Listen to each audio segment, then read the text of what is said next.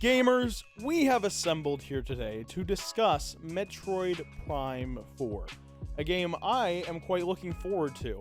A game I have been also looking forward to for about 8 years now, because it was announced when the Switch 1 came out.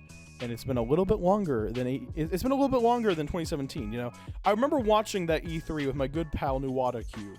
And I remember being like, oh my god, Metroid Prime 4 is coming out. It's probably going to come out like in 2018. My god, how I was wrong. Holy shit, I was wrong. Anyway, Metroid Prime 4 looks like a very interesting and very exciting title. But I do have my concerns. It does not go without concerns, because this game has been in development for a very long time. It restarted development in 2019 due to a issue with Bandai Namco. At least that's what the rumor goes, is that the original developer of Prime 4 was Bandai Namco. Then what happened was Nintendo restarted development with the original Prime developers, known as Retro Studios.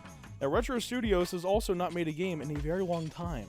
There's been rumors they were working on an incubation project around the time Tropical Freeze ended development, and that was in development for a very long time, but they had to scrap it to make Prime 4. So, I am very excited for Prime 4, do not get me wrong, but the most recent trailer does have me a little bit worried, and I'll tell you why.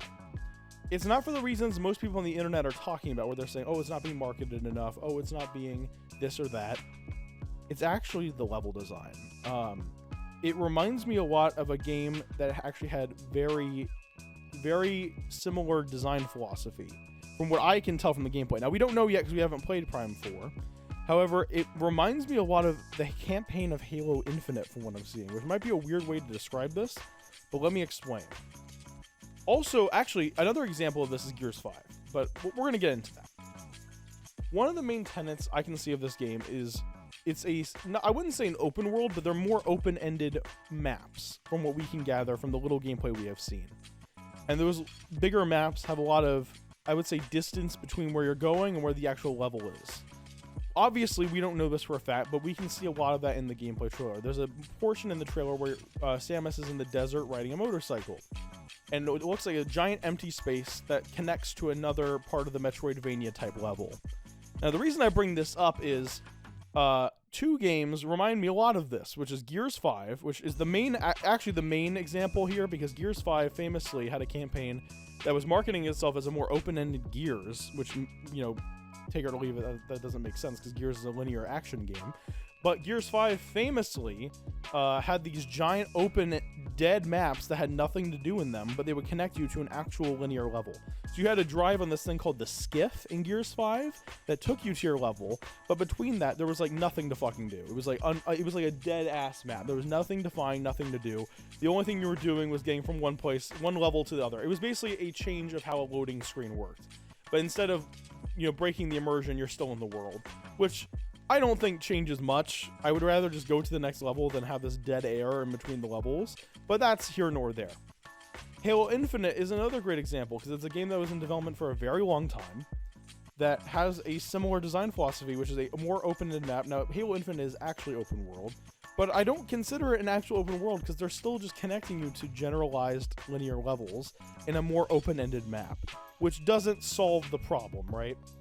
And I'm seeing a lot of this design philosophy in this Prime 4 trailer, which does have me a tad bit worried, because I feel like this game has a lot of potential to do exciting things for the core Nintendo audience, because we haven't really had a core Nintendo game, like a big core Nintendo game, since like Tears of the Kingdom, realistically, like a hardcore Nintendo game. And this is the first one in a very long time that I'm like, man, I'm so ready for this. But I have my concerns with that. The gameplay looks solid as hell. I mean, it looks like Prime 1 again, which is not a complaint, but I'm kind of starting to think maybe this game might be a little bit more derivative than I was originally expecting. I hope I'm wrong. I mean, the motorcycle is exciting and all that, but it looks like just a way to traverse between bigger maps. So that's not... And I was already thinking, like, it kind of makes sense for Samus to have a vehicle in this game, given that they're trying to go for a more open-ended kind of planet design with Kairos, which is the planet the game takes place in. I feel like there's a lot of things they can do to make this a very interesting game, a very, like, diverse planet, but my concerns still lie around the idea that, I don't know, I hope this game just doesn't have a bunch of fucking dead air in it. That would really take the wind out of my sails. I mean, for real. I love Nintendo's design philosophy with most of their products, which is that you have to do something gameplay-wise that's new, that isn't just refreshing the same thing as before. Also, Samus has like psychic powers in this game, but I don't think that's enough to kind of change the gameplay, because that still just seems like a way to change the Metroidvania mechanics, which is what every Metroidvania does to unlock new doors or unlock new areas. So that doesn't seem like a groundbreaking thing for the franchise. I'm hoping there's something we still haven't seen, which is becoming more and more unlikely with every passing day, because this game comes out in December, at the beginning of December too. I really want this game to be special. I played through Prime 1, Prime 2, and a little bit of Prime 3 in preparation for this game, because I'm actually genuinely very excited for this. But I need to see more.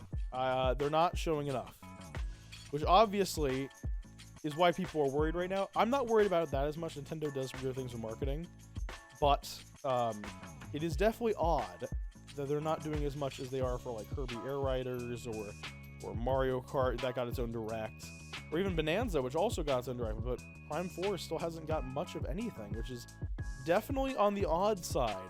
But I don't think that's my main concern. My main concern is just level design. I think that's my real, genuine, unbridled concern of what this game is looking to be. What it is what concerns me. I want this game to be special. I want it to be something that is meaningful and is like a really great experience. That really justifies what the Switch 2 was made to be.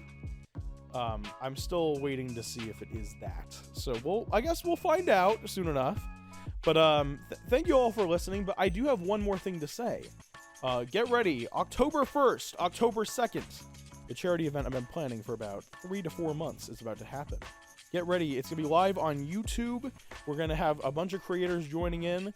We're going to be playing on the first day a game Mario Party Jamboree on the Switch 2. Let's go with my good pals Nawada Cube, The Litz, and my Twitch streamer buddy Saito Suplex. I'm really excited to do this. It's something I'm really passionate about.